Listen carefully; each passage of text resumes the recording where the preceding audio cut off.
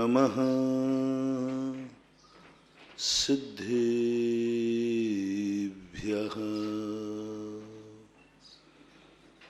जय श्री ओम।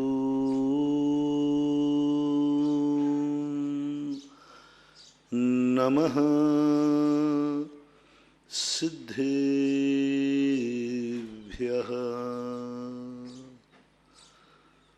सर्वमंगल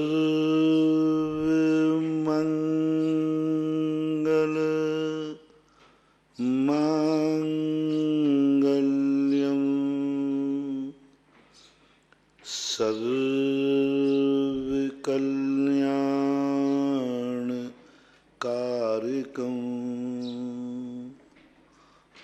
प्रधानं सर्वधर्माणां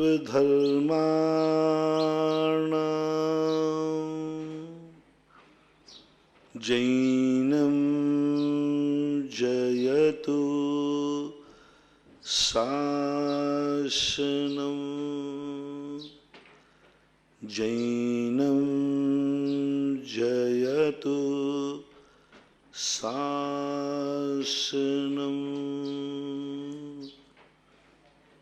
पंच परमेष्टि भगवान की जय हो। आचार्य श्री गुरुवर कुंद कुंद महाराज की जय हो। आचार्य श्री गुरुवर विद्यासागर महाराज की जय हो। परम पूज्य निर्यापक चरण मुनि बंगो 108 सुधा सागर जी महाराज की जय हो। समस्त मुनि संघ की जय हो। अपने लक्ष्य को प्राप्त करने के लिए व्यक्ति या तो स्वयं रास्ता बना लेता है और स्वयं चल पड़ता है और बिना भटके मंजिल पर पहुंच जाता है। ऐसे महामनाओं के लिए इस भाव में भले उन्होंने कोई पुरुषार्थ न किया हो, लेकिन जन्मांतरों का किया हुआ पुरुषार्थ उनके लिए साधन बन जाता है। बिना कारण के कोई दीक्षा लेता है, समझ लेना चाहिए वो पूर्व जन्म का कोई त्यागी वैरागी है कि पूर्व जन्म का संस्कार आया। दो प्रकार के वैराग्य होते हैं। एक वैराग्य जो है तात्कालिक निमित्त बनता है, घटना दुर्घटना घटती है, व्यक्ति संसार की असारता को समझ जाता है। और एक वो होते हैं स्वयंभू। लेकिन स्वयंभू को के जीवन का, अतीत के जीवन की कोई घटना उनकी स्मृति पटल पे आ जाती है। अतीत का किया हुआ संस्कार उन्हें प्रेरित करता है। अतीत में की हुई अतृप्त भावनाएं उनके लिए बार बार प्रेरित करती है। सबसे अच्छा व्यक्ति फेल होने वाला वह है जो फेल होने से शिक्षा लेकर आगे की तैयारी बड़ी तेजी से करते हैं। दो प्रकार के व्यक्ति फेल होते हैं। एक व्यक्ति फेल होने के बाद पढ़ाई छोड़ देता है। एक व्यक्ति व्यापार में फेल होने के बाद दिवालिया निकाल देता है। एक व्यक्ति अपनी जिंदगी में असफल होने से हताश हो जाता है। एक व्यक्ति अपनी सफलता न मिलने के कारण सुसाइड कर लेता है। और एक वो महामना होता है जो फेल होने के बाद हताश नहीं होता, सुसाइड नहीं करता, भागता नहीं है, अगली साल की तैयारी बड़ी तेजी के साथ करता है, बहुत तेजी के साथ करता है, क्योंकि वो ठोकर खा चुका है। ठोकर खाकर के जो बैठ जाते हैं वो जिंदगी में कुछ नहीं कर पाते, और ठोकर खाने के बाद जो चेत जाते हैं उनका बेड़ा पार हो जाता है। इस संसार में ठोकरें तो लगेंगे, इस संसार में ठोकरें तो आएंगी। अब ठोकर खाने के बाद तुम हताश होकर बैठ जाओगे किस्मत पकड़ के बैठ जाओगे तो आपकी ये ठोकरें आपको लिए कुछ भी देने वाली नहीं है, और ठोकरों पर ठोकरें खाके के अंत का समाप्त कर लोगे। नीति कहती है ठोकर खाने के बाद हताश नहीं होना, ठोकर खाने के बाद चेत जाओ, बहुत तेजी के साथ चेतो, ऐसे चेतो कि वो ठोकर तुम्हारे पास से गुजर भी ना पाए।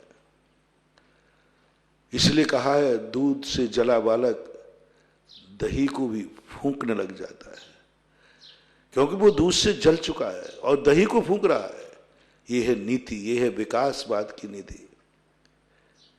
असफलता को कभी भी निराशता नहीं आने देना, असफल होने के बाद कभी निराश नहीं होना।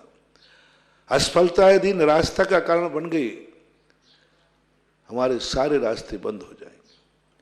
असफलता में आशा की किरण देखो। वो किसी ने कहा ना कि एक चींटी को आप देखना कभी, चींटी कीड़े मकोड़े अपनी वजन से कई गुना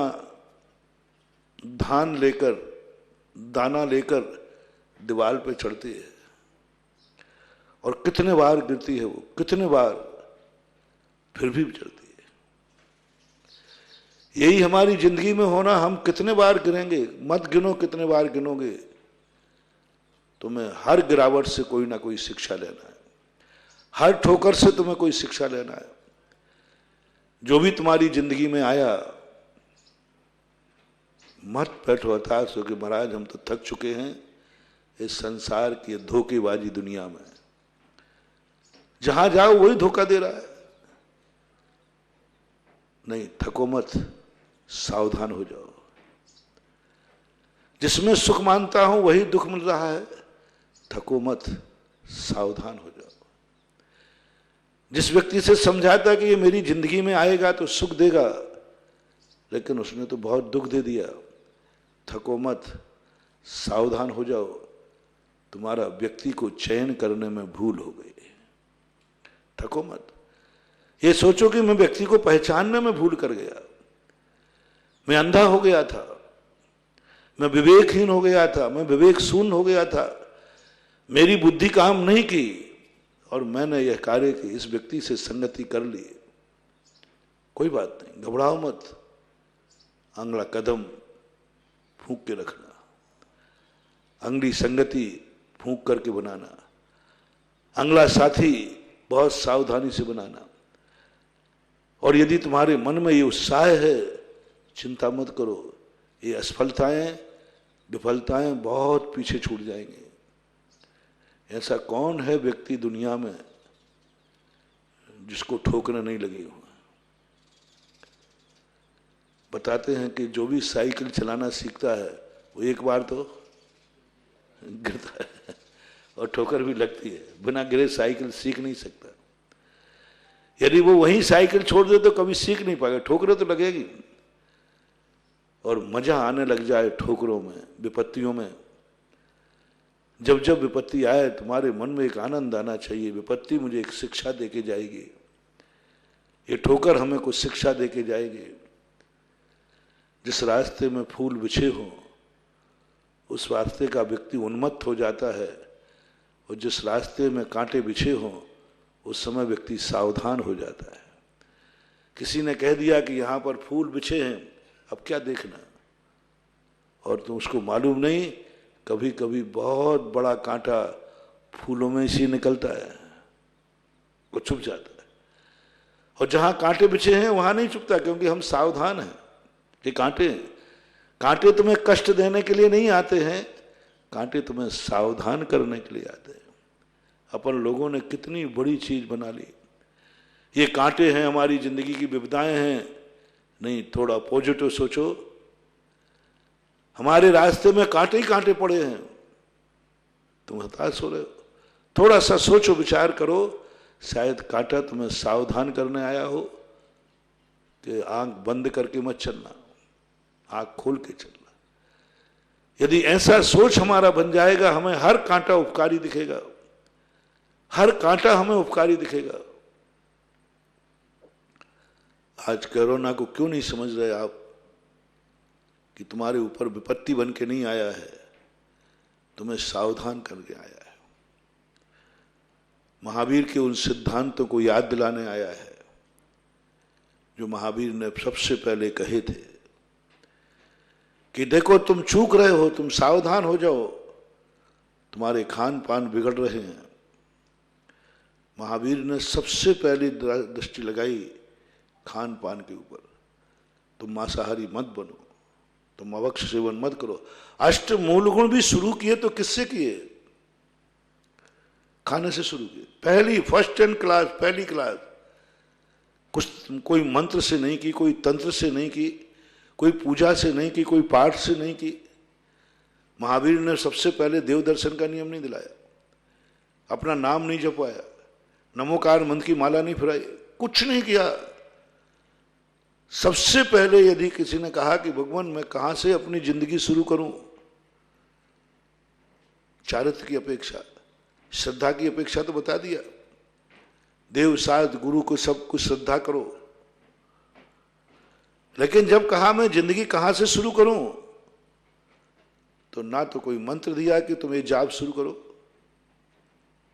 ना तो कोई पूजा की किताब दी, ना कोई स्वाध्याय दिया, ना नमोस्तु कराने की बात कही, कुछ नहीं। एक ही बात कही, तुम खाने पर ध्यान दो, तुम भोजन पर ध्यान दो। जिंदगी का सबसे बड़ा मूल्यवान प्रसंग है जिंदा रखने वाला भोजन। सब चीजों के बिना व्यक्ति रह जाए, भोजन के बिना नहीं रहेगा। और जिंदगी में सबसे ज्यादा बीमारी आती है खाने से। जिंदगी भी खाने से मिलती है, भोजन नहीं मिले तो मर जाएगा। लेकिन जितनी भी बीमारी आती हैं सब खाने से आती हैं।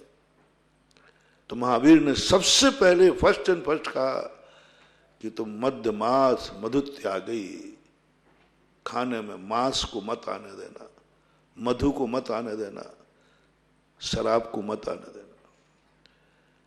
फिर दूसरी परंपरा में उन्होंने और कहा कि तुम इन 5 फलों को मत आने देना, बड़ पीपर उमर कटुमर आदि, ये 5 फल इनको मत आने देना। पहला फर्स्ट खाने को सुधारो। तो कैरो ना वही महावीर की भाषा बोल रहा है। बस फर्क इतना है कि महावीर खाने के पहले सचेत करते हैं और कोरोना खाने के बाद सचेत करता है। कोरोना कहता है कि तुम करोगे वही। महावीर स्वामी ने कहा कि मन शुद्धि, वचन शुद्धि, सब शुद्ध भोजन रखो। अब आज देखो सब शुद्ध, सब सब्जियां धुल रही हैं 3-3 बार, और पहले एक बार भी नहीं धोगे, सीधा उठाए खा लिया, को धोते ही नहीं है। हर चीज धोकर के प्रयोग करने को कहा। गेहूं, मसाले, दाल, चावल सब धोकर प्रयोग करा। सबको कहा था मर्यादित खाओ। महावीर ने पहले ही कहा था विदेशी चीज मत खाओ, बाजार की चीज मत खाओ, अमर्यादित चीजें मत खाओ। आज हर दुनिया एक ही बात कह रही है, यदि भगवान के महावीर के 5 सिद्धांत मान लिए जाते तो आज ये नौबत नहीं आती। व्यवस्थाएं, शिक्षा 2 रूप में दी जाती है, एक धर्म के रूप में और एक कर्म के रूप में। धर्म कृत्य करने के पहले सावधान करता है मत करो, और कर्म करने के बाद कहता है अब तो नहीं करोगे। शिक्षा देना है, बहुत कुछ शिक्षा देता है। विपत्ति जब आती है बस उसको हम शिक्षा का साधन बना लें।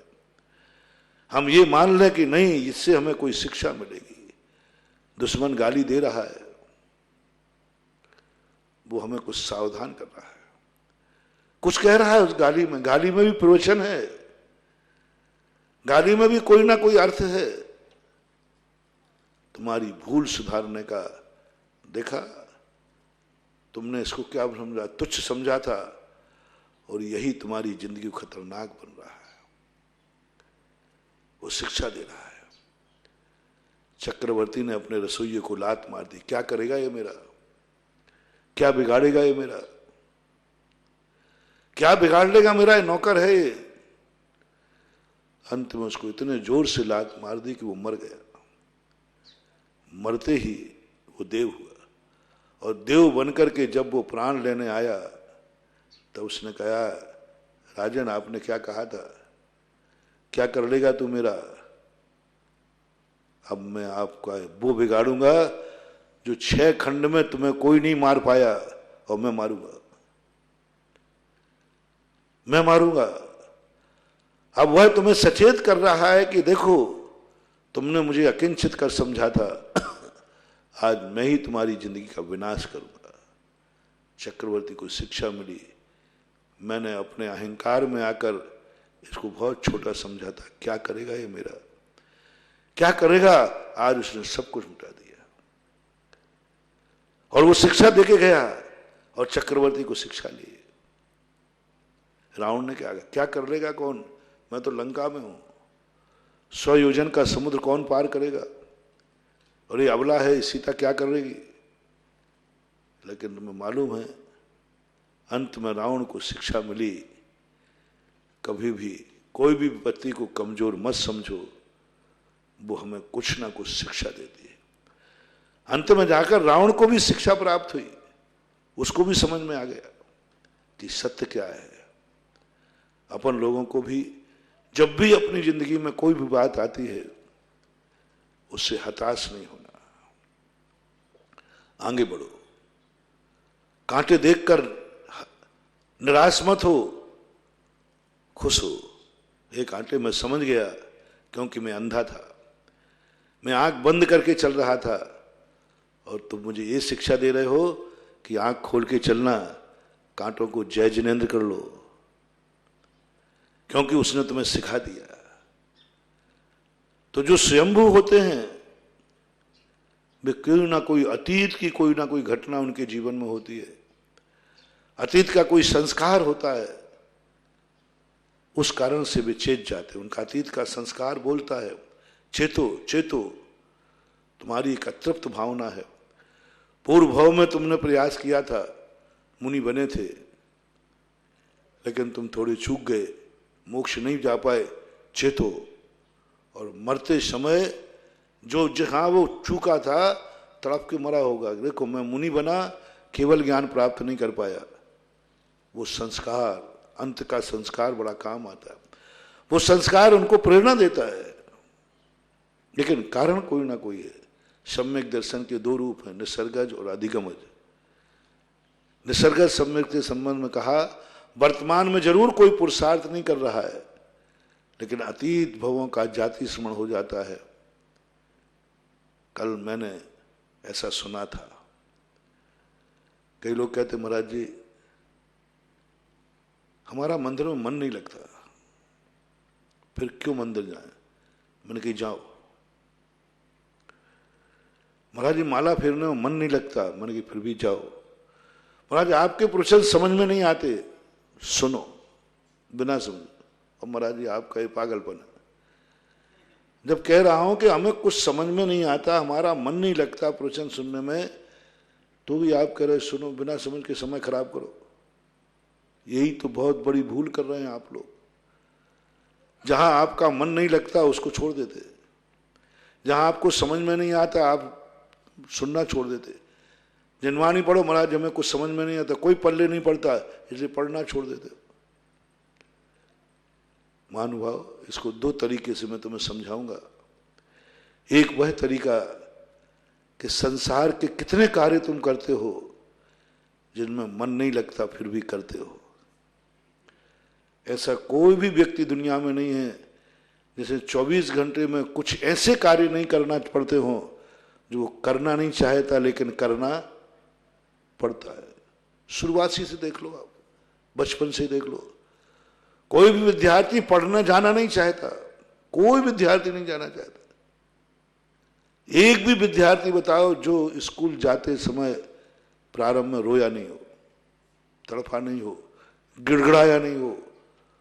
माँ के सामने गिड़गड़ाता है, रोता है, आंसू बहाता है, माँ की तरफ देखता है, हे माँ तू दया कर, मुझे स्कूल मत भेज। इतना रोता है वो, सही में रोता है, बहुत रोता है, गिड़गड़ाता है। फिर भी तुमने जबरदस्ती स्कूल क्यों भेजा?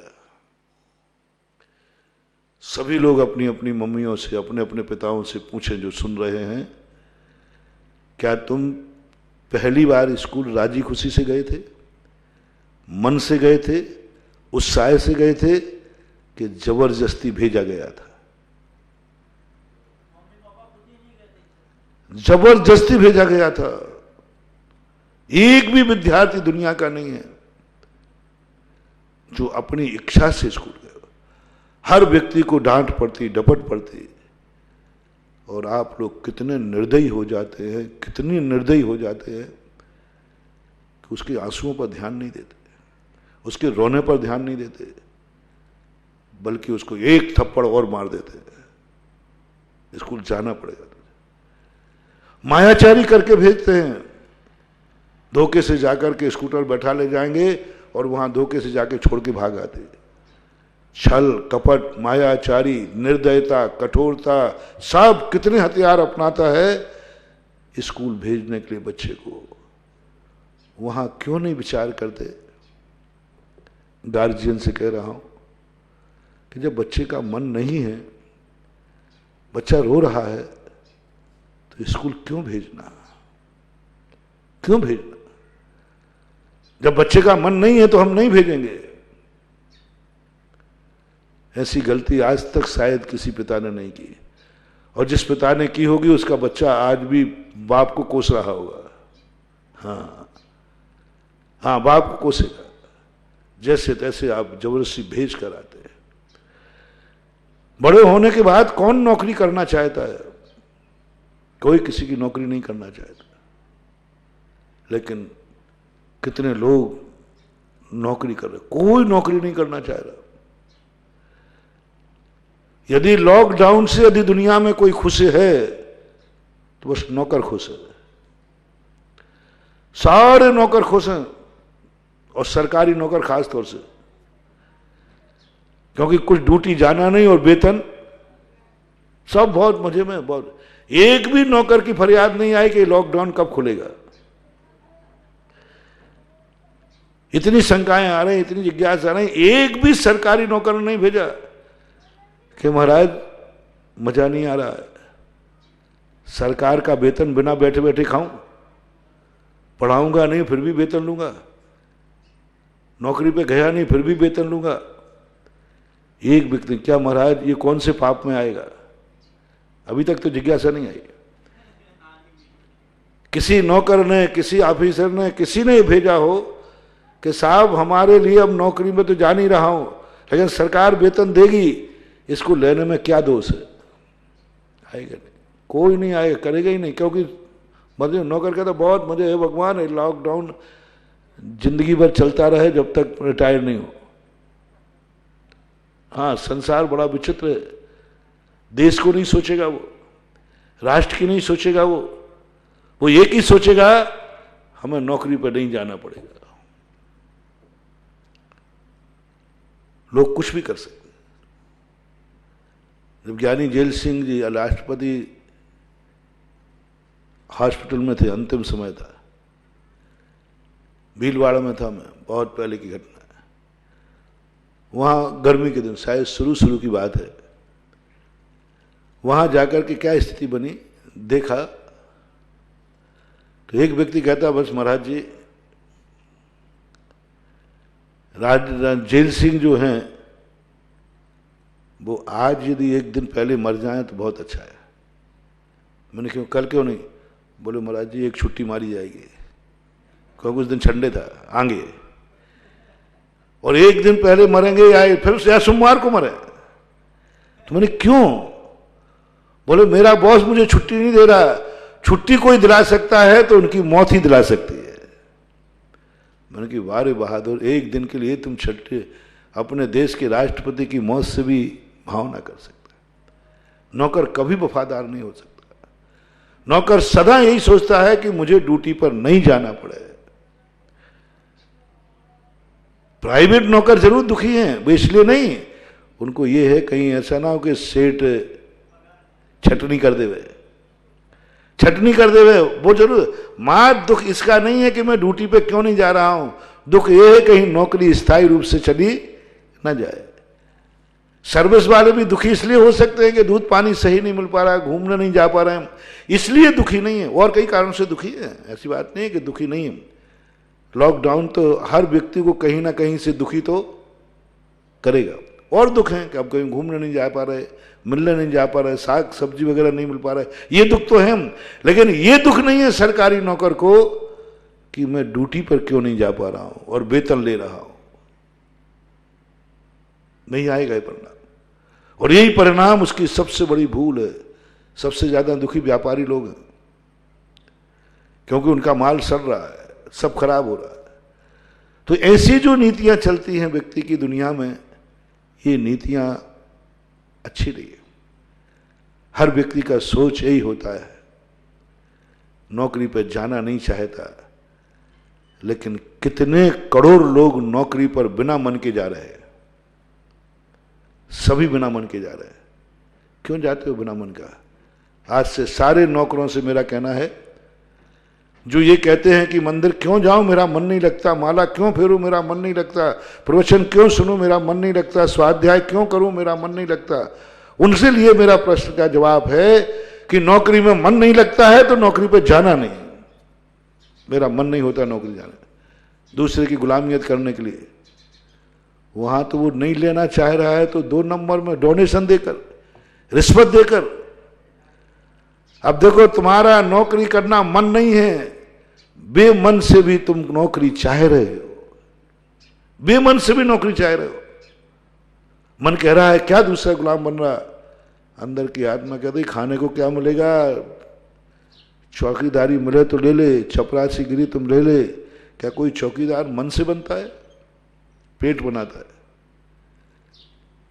क्या कोई चपरासी मन से बनता है? पेट बनाता है। कोई तुम्हारे घर के सामने झाड़ू मन से लगाता है? पेट से लगाता है। कोई तुम्हारे यहां बर्तन बांधता है, वो शौक से नहीं करता, पेट से करता, बिना मन के करता, मन मार के करता है, बहुत मन मार के करता। 8 दिन में, 1 महीने में, साल में, जिंदगी के जितना बड़ा चिट्ठा बना सको बनो। ऐसे कितने कार्य करते हो तुम, करना पड़ते हैं जो बिना मन के करते हो। उनकी बात मन, उनको लिख लेना, 100 बातें आपके पास आ जाएंगी। बस उसमें एक नाम ये भी डाल देना, उसी में डलवा रहा हूं, उसी में डलवा रहा हूं। नीचे लिख देना, मैं मंदिर भी बिना मन के जाता हूं, डाल देना। मैं बिल्कुल नाराज नहीं हूंगा, क्योंकि आप मन लगते ही नहीं। उसी में लिख देना, मैं माला बिना मन के फेरता हूं। उसी में लिख देना, मैं दान बिना मन के देता हूं। उसी में लिख देना, मैं प्रवचन बिना मन के सुनता हूं। लिखो, बिना मन के सुनो। तो भी मेरा कहना है, बस यही बिना मन के लिस्ट में मन नहीं लग रहा है तुम्हारा बिल्कुल, तो भी मेरा कहना है, जैसे संसार के कार्य मन नहीं होते हुए भी करते हो, ऐसे ही परमार्थ के कार्य में मन ना लगे तो भी कर लेना, कर लेना, कर लेना। बिना मन के कर लेना, बिना मन के सुन लेना प्रवचन भी। मैं लाभ बता रहा हूं, जैसे बिना मन की हुई नौकरी भी 1 तारीख को वेतन लाएगी। बिना मन का लिया हुआ कार्य कोई ना कोई लाभ तो देगा ही देगा, कोई ना कोई लाभ देगा। और जो बिना मन के करते हैं उनमें लाभ ही लाभ होता है, ध्यान रखना। जिसमें लाभ होता है वो तो मन से करता है व्यक्ति। जिसको प्रत्यक्ष लाभ दिखता हो कि मुझे ये मिल रहा है, तो वो तो मन से करेगा। अपन मना भी करेंगे तो वो करेगा। लेकिन तुम जो कार्य बिना मन के करते हो, समझ लेना उसमें कोई ना कोई लाभ जरूर है, बहुत जरूर है। कर लेना महानुभाव। तो आज को आपको दूसरी ड्यूटी दी कि धर्म कार्य में कभी ये बहाना मत बनाना कि मेरा मन नहीं लगता।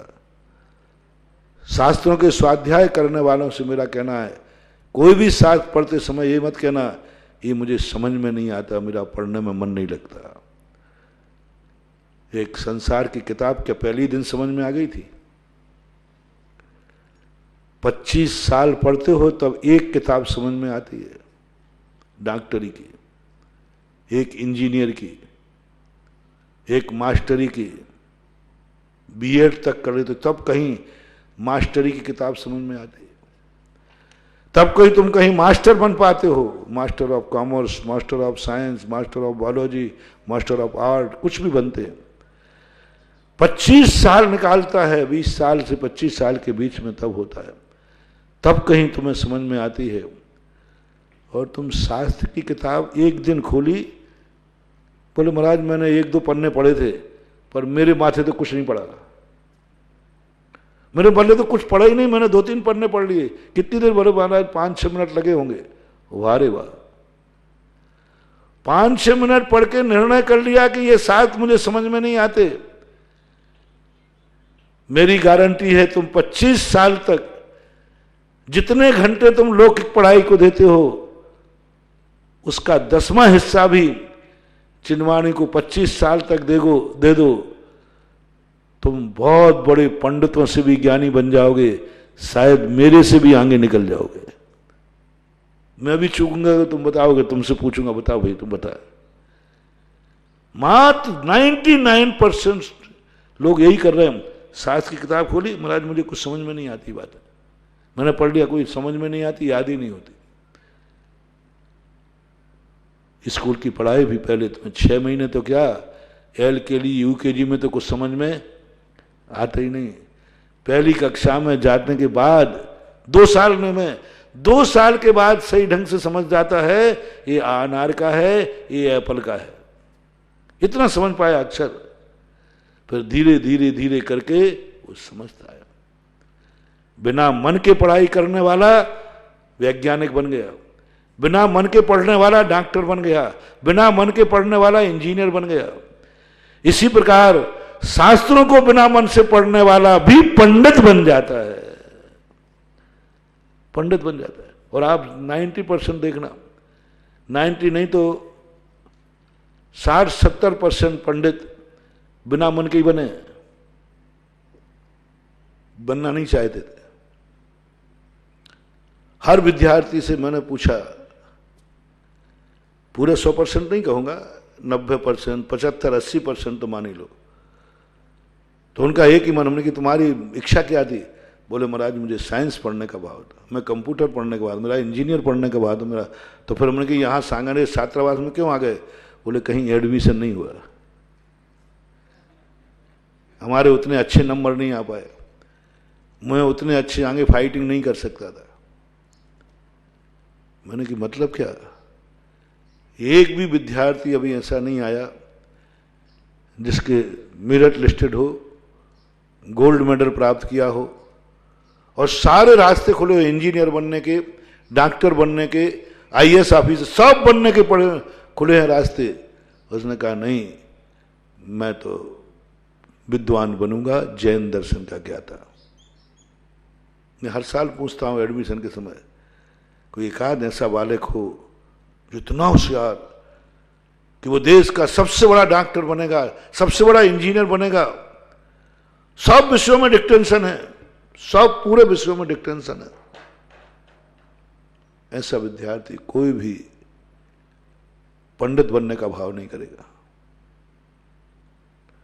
जितने बनते हैं उसमें से 80-90% मजबूरी में बनते हैं।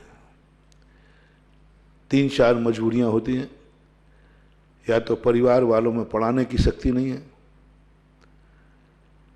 उस लाइन में जाने के लिए उनकी फीस देने की ताकत नहीं है, दूसरी बच्चे में इतना पढ़ाई को लोड उठाने की शक्ति नहीं, उसका क्षोभसम नहीं कि वो इतनी बड़ी बड़ी किताबें पढ़ लेगा, आगे जाके फेल और हो जाएगा।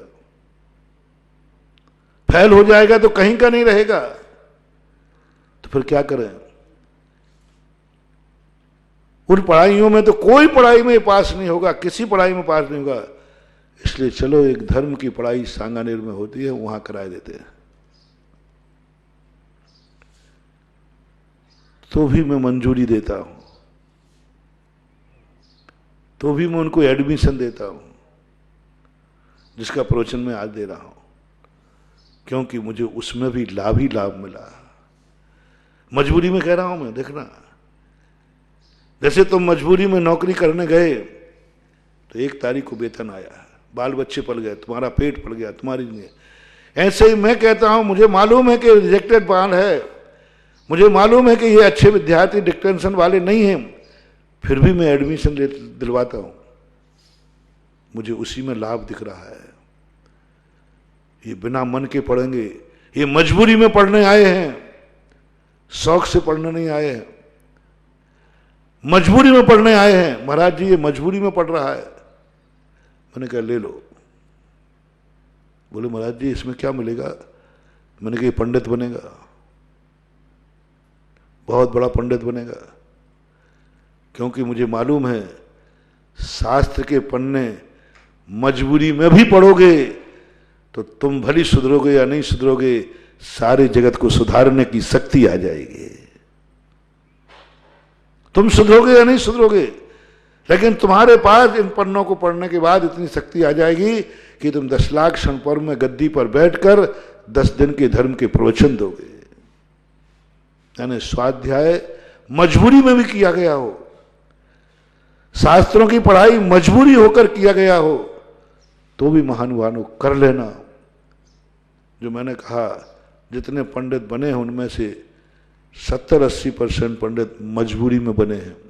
कोई ना कोई परेशानी थी, अन्यथा वो आज ऑफिसर बने होते, engineer, doctor, collector, IAS officer बने होते। वे पंडित जी नहीं बनते क्योंकि उनकी योग्यता नहीं थी, लेकिन उनके मन ने बहुत बड़ा रास्ता चुना। धन्यवाद, वे सब आशीर्वाद के पात्र हैं। कम से कम मजबूरी में सही उन्होंने धर्म की किताब पढ़ी। घर तो नहीं बैठे, ये तो नहीं बैठे हैं कि चलो मेरे से साइंस नहीं बनती है, कॉमर्स नहीं बनती है तो हम पढ़ाई बंद कर दे। धन्य है तुम्हारे माता पिता। कम से कम उन माता पिताओं ने ये तो नहीं कहा कि जब तुम किसी लायक ही नहीं हो तो तुम पढ़ाई बंद करो, तुम्हारी योग्यता ही नहीं है तो पढ़ाई बंद करो। उन्होंने कहा नहीं, यदि ये योग्यता नहीं है तो कम से कम ये पढ़ाई कर लो, धर्म की पढ़ाई कर लो, धर्म की पढ़ाई कर लो। एक बार शीतल जी ने कहा था मेरे से, मैंने कही इन सब बच्चों को, शुरू की बात है, अपन पंडित बना के क्या करेंगे? इनका भविष्य क्या होगा, इनकी जिंदगी क्या होगी? मेरा मन नहीं करता अपन क्यों ना एक कोचिंग खोलें IAS ऑफिसर बनाने का। क्यों इनको डॉक्टर, इंजीनियर बनाने के लिए अपन इतने ताकत लगाएं, इनके लिए ताकत लगाएं, इनको कोचिंग बनाएं, बहुत बढ़िया अच्छी पढ़ाई करें, निःशुल्क कराएं। पहले यही विचार था कि इनकी कोचिंग निःशुल्क कराई जाए, इनको पढ़ाई कराई जाए, बहुत अच्छा पढ़ाया जाए। तो शीतल जी ने कहा महाराज जी आप बुरा मत मानना, हमारी जो क्वालिटी है विद्वानों की, ये उस मार्ग में आप कोचिंग भी पढ़ाओगे तो भी ये सफल नहीं होंगे। तो मैंने कहा पंडित बन के क्या करेंगे? एक सवाल शीतल जी ने कहा, कम से कम पुजारी बनने की अपेक्षा पंडित तो ठीक है। पुजारी बनेंगे, पुजारी ये, और मंदिरों में पूजा करके पैसे कमाएंगे। चपरासी भी नहीं बनेंगे। उन्होंने बड़े विचित्र ढंग से बोला, कम से कम यदि आप ये धर्म का विद्यालय खोल देंगे तो कम से कम पुजारी नहीं, शास्त्री बनेंगे, आचार्य बनेंगे, कम से कम इज्जत तो पाएंगे समाज में। लोग पंडित जी कहेंगे, प्रवचन के लिए गद्दी पे बैठा लेंगे, बोलो एक पंडित है और एक पुजारी है। ऐसे भाई भी हमारे यहाँ हैं शास्त्रों में, संस्थान में, जिनका एक भाई पुजारी है, बाप पुजारी है और बेटा पंडित है। पुजारी और पंडित को आज तक किसी ने उसको तख्त पर नहीं बैठाया, और उसी का भाई है, बेटा है। उसको जाते ही लोग कहते हैं पंडित जी आइए, तख्त पे बैठते हैं हम, और 80-80 साल के सब बूढ़े नीचे बैठते हैं हम, और 20-22 साल का लड़का ऊपर बैठता, बाप नीचे बैठा है और लड़का ऊपर बैठा है गद्दी पर और प्रवचन दे रहा है और बाप सुन रहा है। बोले महाराज इस संस्थान से ये लाभ होगा। मैं सुनकर के दंग रह गया, और जब मैंने इस पर सोचा तो मैंने कहा कि बिल्कुल सही बात है, बिना मन के सही, मजबूरी में सही, कैसे भी सही, धर्म की किताब पढ़ना चाहिए। मेरा सारे जगत से मेरा कहना है आज कि धर्म की किताब बिल्कुल समझ में नहीं आवे, मजबूर होकर बिना मन के 1 घंटे धर्म की किताब पढ़ो, तुम एक दिन पंडित बन जाओगे, कम से कम इज्जत पाओगे। पढ़ो तो सही, ये छोड़ के मत पढ़ो। ऐसे मंदिर आने वालों से मैं कह रहा हूं, कितने बार तुम क्या क्या कार्य बिना मन के कर रहे हो, परिवार के साथ, माता पिता की आज्ञा मानकर, मन नहीं होता। ऐसे ही तुम मंदिर आ जाओ, बिना मन के आ जाओ, बिना मन के आ जाओ, कर जाओ दर्शन, कर जाओ। बिल्कुल भी मन नहीं तुम्हारा, दर्शन में मन ही नहीं लगता, महाराज मुझे तो पत्थर ही पत्थरा दिखता है। देखो, पत्थर ही दिखने दो। आज आप कह रहे थे ना कल कि मूर्ति नहीं देखना, मूर्तिमान देखना, और मूर्तिमान को नहीं देखना, अपनी आत्मा को देखना। महाराज जी आपने क्या कह दिया? हमें तो मंदिर में मूर्ति के अलावा कुछ नहीं दी, लाल पत्थर है, बढ़िया विश्व के बड़े बाबा है, 27 फुट का है फन, ऐसा, इसके अलावा कुछ दिखते ही नहीं। और आप कह रहे हैं कि मूर्ति का दर्शन करने वाला अंधा है और मूर्तिमान का दर्शन करने वाला आंखा वाला है। मूर्ति में पास भगवान कहां दिखते? हमें कुछ नहीं दिखता। और ये और कह दिया भगवान के दर्शन नहीं करना है, भगवान के दर्शन करने जाओ तो अपनी आत्मा का दर्शन करना है, उनको दर्पण मानना है। इसमें तो कितने % फेल हो जाएंगे। मूर्ति में पारसनाथ के दर्शन करना, अब पारसनाथ में अपनी आत्मा का दर्शन करना, 99.99 का नंबर आ जाएगा। मैं कह रहा हूं तुम्हें बिल्कुल पत्थर ही दिखता है, पत्थर दिखता है कि ये पत्थर है, सैंडस्टोन है, वो दिखता है, तो भी तुम दर्शन कर लो, नियम ले लो, नियम ले लो। कुछ भी नहीं आता जाता, नियम ले लो। मैं अभी फायदा बता रहा हूं, तुम नियम तो लो सही, बिना मन के। बस मैं 24 घंटे में एक बार दर्शन करने जाऊंगा, आंखों से देख लो, बस कुछ नहीं करना। आंखें खोल के देख लो, उसको बसा लो आंखों में, दर्शन करो। कुछ पढ़ते जुड़ते कुछ नहीं आता, मत पढ़ना। एक बार के हमारे बहुत पहले की घटना है, पहले चतुर्मास की, जब शायद 1988 की घटना होगी शायद। मुंगावली में मेरा चतुर्मास था, वहां हम सबको पूजा के नियम दे रहे थे। एक वीर सेवा दल के कैप्टन थे फट्टा जी, वो बैंड बहुत बजाते थे। हम सबको नियम दे रहे थे हम कि सब लोग पढ़ो, किताब से पूजा करो।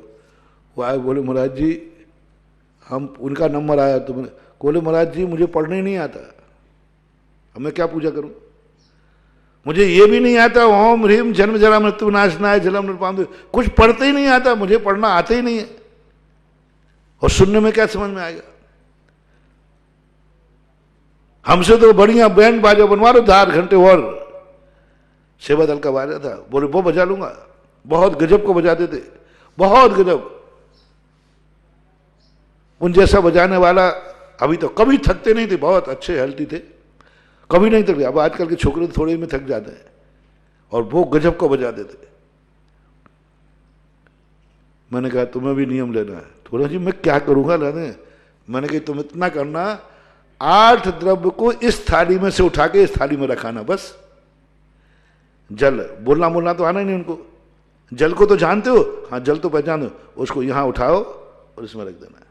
चंदन को इसको उठा इसमें रख देना, नैवेद्य को इसमें उठा के इसमें रख देना। 8 द्रव्य आप इस थाली के उठा के इस थाली में रखाना, बस इतना सा नियम रहना है, धोती दुपट्टा पहन के। सारे लोग ताज्जुब कर गए, अच्छे लोग स्वाध्यायशील बड़े, बोले महाराज इससे क्या होगा, इनको क्या पुण्यबंध होगा, क्या मिलेगा इससे?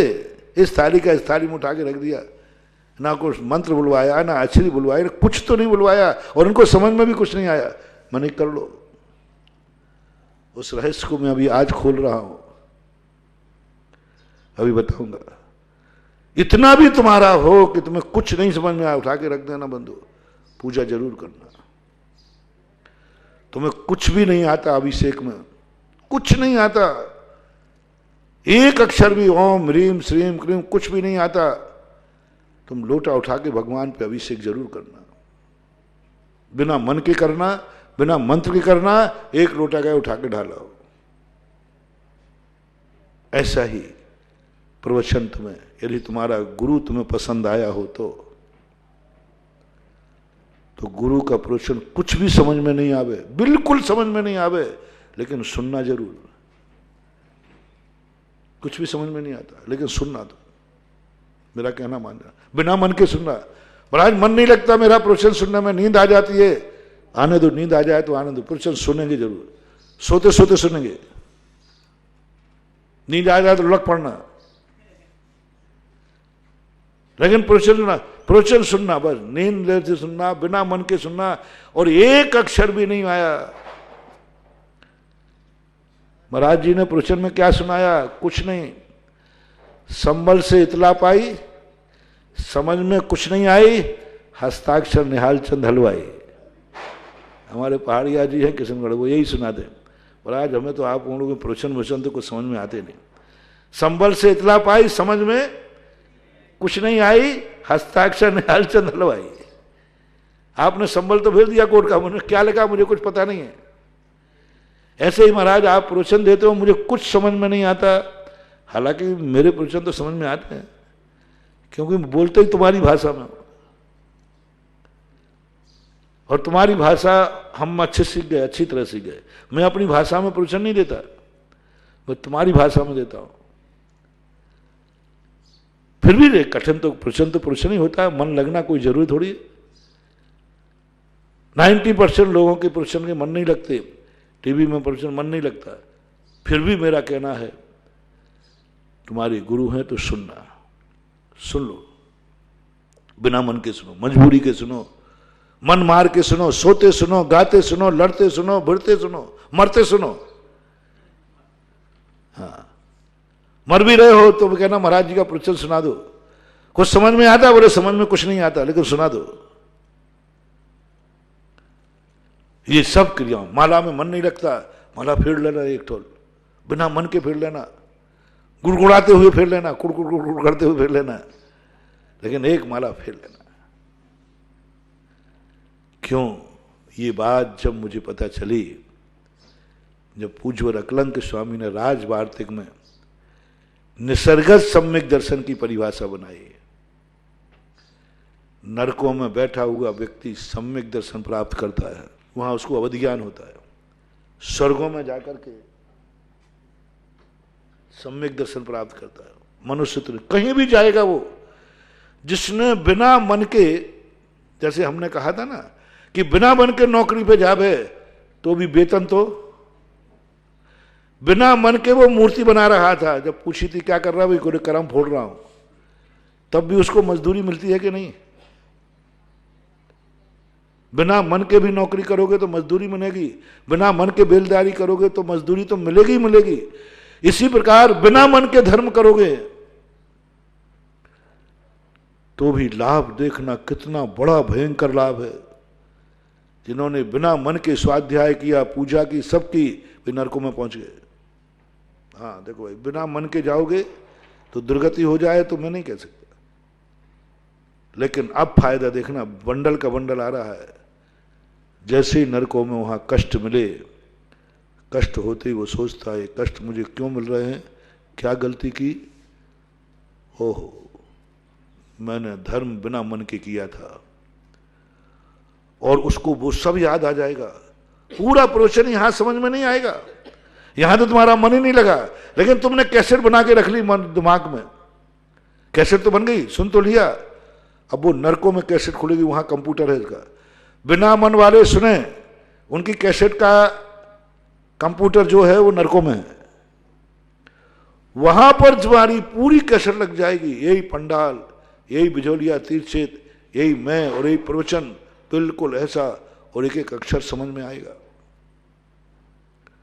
वही मंदिर दिखेंगे, जो पाषाण की मूर्ति दिख रही थी, तुम्हें तुरंत वो मूर्ति दिखेगी, ओहो ये पाषाण नहीं, ये तो जिनेंद्रिय है।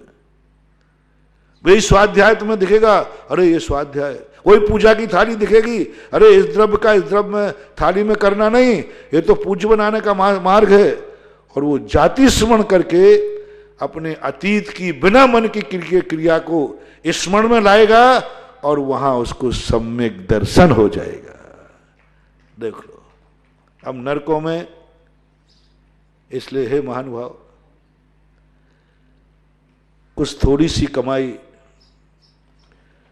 लॉकडाउन के लिए भी रखा करो। मैंने एक दिन कहा था ना, वो बनिया कैसा जो 1 महीने के लॉकडाउन में भी हाथ फैलाने लगा। बनिया तो वो है इतना कमा के रखता है कि एक जिंदगी भर भी लॉकडाउन हो जाए तो एक पीढ़ी भूखों नहीं मरेगी, उसका नाम है बनिया। इतना तो उसके पास होता ही है। हर प्रकार का जैन ये कहता है, सोचना चाहिए कि मेरी एक पीढ़ी तक का तो वो कमा के जाते ही, हम कितने रोके। इतना होना चाहिए, लॉकडाउन में हो जाए इतना तो होना ही चाहिए आपके पास अनाज। ऐसे ही मैं कह रहा हूं, कम से कम तुम्हारा मन नहीं लग रहा है तो थोड़ा धर्म करो, कम से कम वहां काम आ जाएगा ये मंदिर जहां मंदिर नहीं होगा। लॉकडाउन होगा मंदिर का। ये जो बिना मन के मंदिर आ रहे हैं ना, जितने बिना मन के पूजा कर रहे हैं, बिना मन के अभिषेक धर्म प्रवचन सुन रहे हैं ना, ये सब लॉकडाउन में काम आएगा। नरकों में मंदिर लॉकडाउन, कोई मंदिर नहीं है। अब कोई मंदिर नहीं है, वहां कौन सा मंदिर काम आएगा? इस भव में जो तुमने बिना मन का दर्शन किया है वो मंदिर वहां याद आएगा और प्रतिदिन बैठकर वहां भाव से भगवान का दर्शन करेगा। और यहां किया ही नहीं होता तो फिर क्या याद आएगा? मंदिर गए ही नहीं थे तुम तो याद क्या आएगा? बिना मन के मंदिर गए थे और नरकों में तुरंत से वो आंख बंद करेगा, ओहो यहां तो मंदिर ही नहीं, बिना मंदिर का मैं कैसे करूं, क्या करूं, मैंने क्या पाप किया? तुरंत जाति स्मरण होगा। पूर्व भाव में किया था ना मंदिर, उस मंदिर को, वो बिचौलिया के बड़े बाबा है ना, वो गगन बिहारी है ना, उनको याद कर।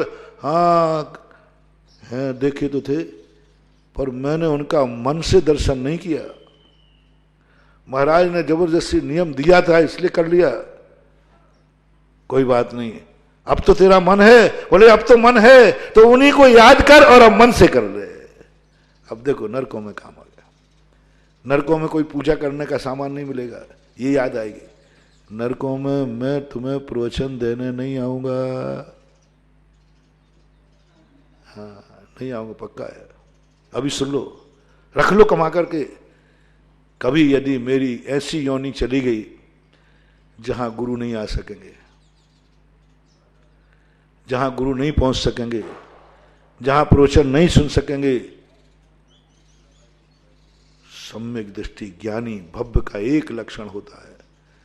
जैसे मैंने कहा ना, बनिया होता है वो पेट भरने के लिए नहीं कमाता, पेट भरने के बाद भी कमाता है। उससे पूछो क्यों कमा रहे हो? बोले कभी लॉकडाउन हो गया तो फिर भूखों मरूंगा क्या? इसलिए कुछ तो मैं रखूंगा। कभी आपातकाल आ गया तो कम से कम मेरी कमाई काम तो आएगी। हर बनिया को ये सोचना चाहिए। और आज लॉकडाउन ने कितनी बड़ी शिक्षा सारे जगत को दे दी कि हमेशा कमाई को उड़ाते समय इतना बचा के रखना कि अभी लॉकडाउन होगा तो भीख नहीं मांगना पड़े। आज बचत खाता समझ में आ रहा है। आज जो बचत खाता उड़ाने, खाने उड़ाने वालों को, अरे क्या करना, कल फिर कमाएंगे, मौज करो, मस्ती करो, कल किसने देखा है? ऐसे लेते। रणम कृत्वा घृतम पिबेत, जो है आज खाओ, कल के जिसके बीच में रात है फिर कल की। बहुत बारे लोग हैं ऐसे लोग जो दिन भर कहते उड़ाओ खाओ, कल का कल देखा जाएगा। अब देख लो कल का कल देखा जाएगा। अब लॉकडाउन क्या करा रहा है? जाओ भीख मांगो, वहां पर वो मिल रहा है। आत्म कल्याण के लिए खान पान बीच में नहीं है। हर दर्शन में आप देख लेना, सब दर्शन में कैसा भी खाओ, कुछ भी खाओ, धर्म पे कोई फर्क नहीं पड़ता। इसलिए हर प्राय 1-2 दर्शन छोड़कर सारे दर्शनों में मांसाहार है। उनको मानने वाला मांसाहार करे तो भी भगवान का नाम ले सकता है, शराब पिए तो भी भगवान का नाम ले सकता है, तो भी वह सब भरा पड़ा है, सारी दुनिया भरी पड़ी। और कुछ दर्शन मांसाहार का नहीं है तो खाने पीने में भी नहीं। खाने पीने की शुद्धि दिगंबर जैन धर्म के अलावा और कहीं नहीं मिलेगी। कुछ भी खाओ, किसी के हाथ का खाओ। हमारा बाजू का तो जैन नाम से कहलाने वाले लोग हैं, उनके यहां भी आहार की शुद्धि नहीं, किसी के हाथ का ले लेते हैं। हाथी मत धो, ऐसा दर्शन है जैन कहने वाला। हाथी मत धो, आप तो जैसे हाथ है उसी हाथ से दे दो। शुद्ध बनाने की जरूरत नहीं है, जो आपने बनाया वो दे दो सब। किसी के यहां से ले लेंगे, होटल वाले से ले लेंगे, कुछ नहीं, जैसा है फिर कैसे भी खाओ, पेट भरना चाहिए बस। विश्व का मात्र एक दिगंबर जैन दर्शन है जिन्होंने कहा नहीं चलेगा। साधु से कहा मरना हो सो मर जाना, लेकिन हर किसी के हाथ का भोजन नहीं लेना। मरना हो तो मर जाना, जो चाहे भोजन नहीं लेना। यही भोजन करोगे तुम, शुद्ध भोजन करो। शुद्ध हाथ धुलवाते, कितने बार हाथ धुलवाते? 2 बार 3 बार हाथ धुलवाते। भोजन को कितना शुद्धवाते हैं, शोध के लोग। कौन दे रहा है? कौन दे रहा है? जो कुल से शुद्ध है, जाति से शुद्ध है, मन से शुद्ध है, वचन से शुद्ध है, काया से शुद्ध है। मन शुद्धि, वचन शुद्धि, काया शुद्धि, आहार जल शुद्ध है। यदि इतनी शुद्धि के साथ आहार देवे और लेवे तो कोरोना कहता है फिर मेरी कोई जरूरत ही नहीं पड़ेगी। तो मैं अष्टमूल का कह रहा था, जैन दर्शन ने धर्मात्मा बनाने के पहले सबसे पहले कहा खाने पर कंट्रोल करो। और आज सबसे ज्यादा कंट्रोल किस पे करना पड़ रहा है? खाने पे, खान पान ठीक करो। तो आज अपन इतना स्वयंभू की चर्चा चल रही थी कि बिना मन का किया हुआ धर्म भी जो स्वयंभू होते हैं, इनको अतीत भवों के संस्कार काम आ जाते हैं, उस कारण से वे स्वयंभू होते हैं। महावीर भगवान की